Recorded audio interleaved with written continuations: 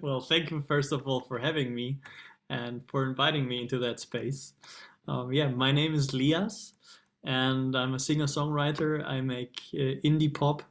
I'm based here in Berlin, so I am German, but I also have Dutch roots. My mom is Dutch, and yeah, I make music since a very long time. I originally grew up with classical music.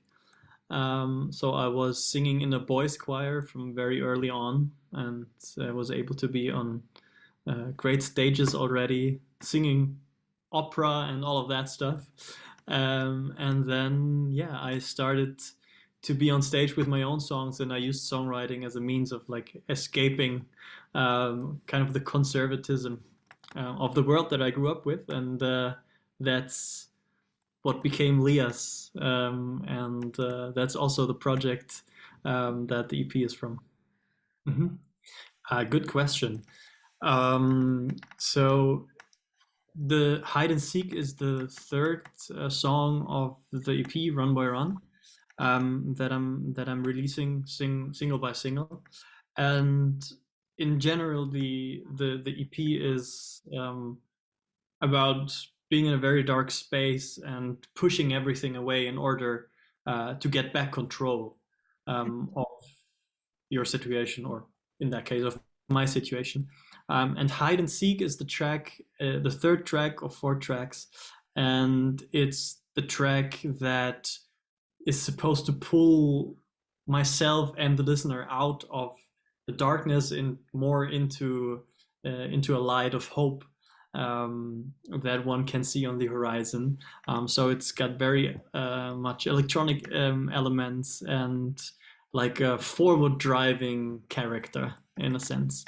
And how it was born was really interesting because I was sitting at the studio with my producer, and at that time I was in that situation, right? And I was like, oh my God, I want to write something that kind of gives hope and has some drive and is not just a sad ballad.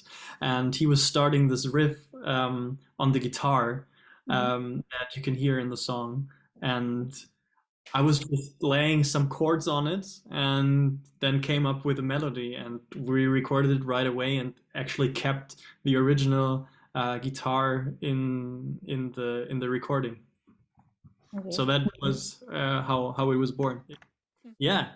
The fourth song is called "Need Me Now," and it's kind of the retrospective of the first three songs. So the first one was "Run by Run," was breaking out in despair, not knowing what to do. The second one, "Lost," was being completely lost and that feeling of not knowing what's going on and trying to grab onto something. Then, as I mentioned, hide and seek is supposed to pull you out of that space, or pulled me out of that space. And need me now is now looking back at the first three and kind of taking a snapshot, also towards the relationship that I had at that time, and asking like the simple question that you ask after breakups: what has happened? How is the other person? And do you actually need me now? So that's kind of the base for the song. Oh, very good question.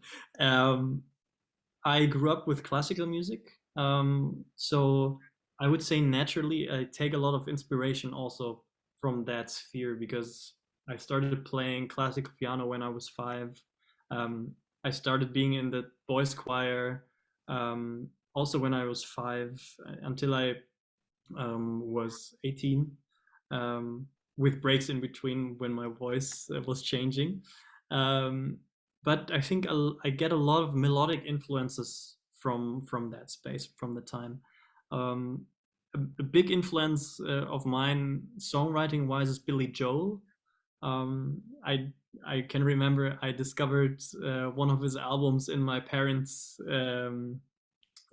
CD collection, and I put it on, and I realized for the first time that Uptown Girl wasn't the song of the boy band. I don't even remember which boy band it was who played it, but it was actually a Billy Joel song. And my admirations for him just started in that second. So that's also a great inspiration. And for my process, it depends. Sometimes something just hits me and a melody comes to my head and I'm like, oh my God, I love it. And then I sit down at the piano or at the guitar and I try to make harmonies with it. And then the song is written within like 5 minutes. But also sometimes I have an idea that I like and I can't quite wrap my head around it. And then it lays there for a bit. And then maybe after some month, I listen to it again and I'm like, maybe I could do this. So there's not really one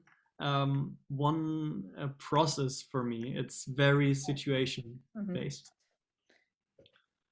Wow. I think the greatest learning for me is that with music, it doesn't matter if you create it or if you listen to it, you can make a connection with yourself and also with other people.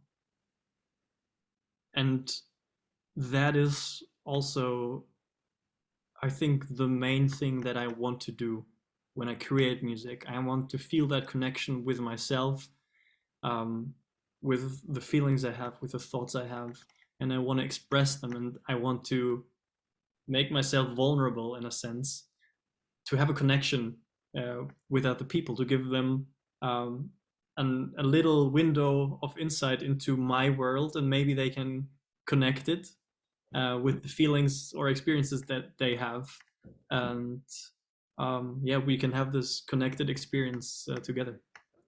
Yeah. um, I'm already writing new songs and creating them and like producing little demos. I was just in the studio on Friday again for a little writing and recording session. So there's already new songs in the making, and but I'm really looking forward to playing the songs that I put out now live and in concerts, and yeah, having the opportunity to share that with people in a room.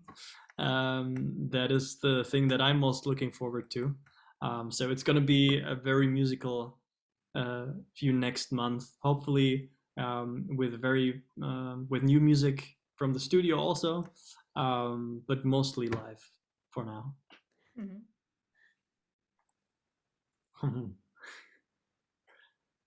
I don't think I can pin it down to a single song. It's it's like picking your favorite child. You can do it, and also I think there is in each song there is a part of me. So I would rather look at it as a whole, not to represent my entire personality, because that would not be true. There are a lot of more facets to it, but definitely the melancholic part and aspect of me. I love melancholy, so all the songs are kind of a journey through the different states of melancholy. What's the great of the top of my head? We when we shot the cover and the music video for Run Boy Run, we went to a remote house in the outskirts of Berlin to shoot for 3 days. And when we thought of motives that we could shoot, the photographer discovered like a ladder that was really, really long and tall. So we could actually go up on the roof. So what I did is I went up to the roof on the ladder without any secure things. So it's very dumb. Don't do it.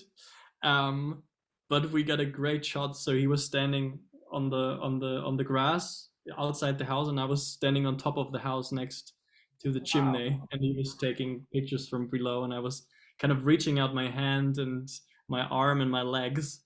That felt very scary for a second. I think that was one of the craziest things I've did so far for music.